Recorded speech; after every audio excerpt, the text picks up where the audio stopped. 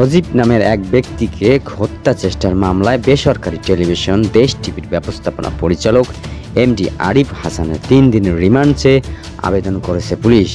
রাজধানী বিমানবন্দর থানা ও মামলার আজ রবিবার মামলার তদন্ত কর্মকর্তা সাব ইন্সপেক্টর আবু সাইদ এই রিমান্ড আবেদন করেছে। রিমান্ড আবেদনের আরিফ হাসানকে আওয়ামী লীগের অর্থের যোগানদাতা হিসেবে উল্লেখ করেছে তদন্ত কর্মকর্তা। দুপুরে ঢাকা চিফ মেট্রোপলিটন ম্যাজিস্ট্রেটের আদালতের রিমান্ডের বিষয়ে শুনানি হবে। এর গত 16 নভেম্বর রাতে বিদেশ গমনকালে বিমানবন্দর থানা পুলিশ তাকে গ্রেফতার করে থানায় নিয়ে যায়।